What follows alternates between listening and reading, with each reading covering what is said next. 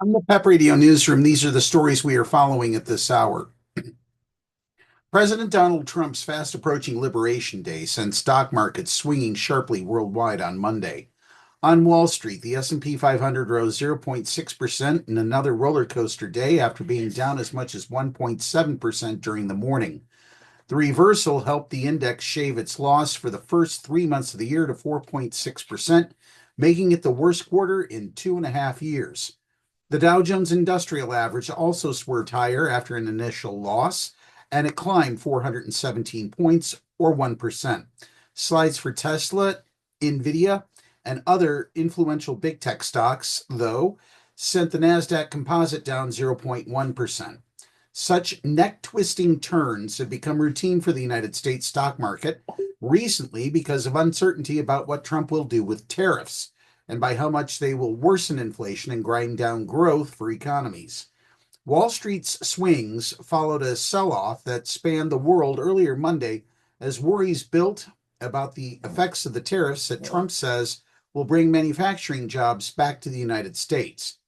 On Wednesday, the United States is set to begin what Trump calls reciprocal tariffs, which will be tailored to match what he sees as the burden each country places on his, including things like value-added taxes.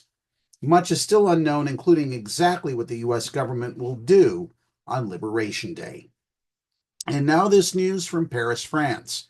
A French court on Monday convicted Marine Le Pen of embezzlement and barred her from seeking public office for 5 years, a hammer blow to the far-right leader's presidential hopes and an earthquake for French politics. Le Pen denounced the verdict in an interview with French TV channel TF1 as a political move aimed at preventing her from running in the 2027 presidential election and said that millions of people are outraged. She described the ruling as a violation of the rule of law, said she would appeal, and asked that the court proceedings take place before the 2027 campaign. She would remain ineligible to be a candidate until the appeal is decided. Le Pen also was given 4 years imprisonment, with 2 to be served under house arrest and 2 suspended, which would not apply pending appeal. The court ruling was a political as well as a judicial temblor for France, hobbling one of the leading contenders to succeed President Emmanuel Macron at the end of his second and final term. So broad were the political implications that even some of Le Pen's opponents said the Paris court had gone too far. But it's too early to say how the case will affect voters.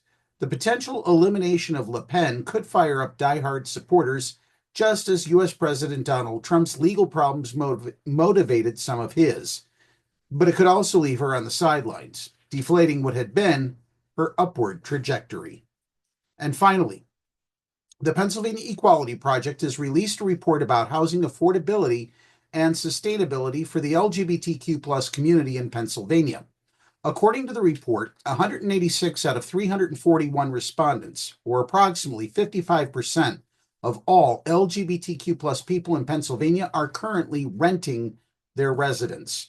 Of those 186, only 130 can either barely afford or not afford their current residence. That's almost 70%.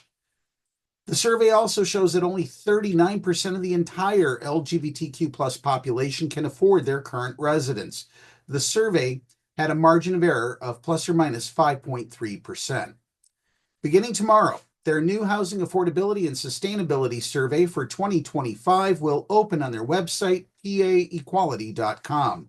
To participate in the survey, you must be 18 years of age or older, be a part of the LGBTQ plus community, and reside in Pennsylvania at least 180 days out of the year.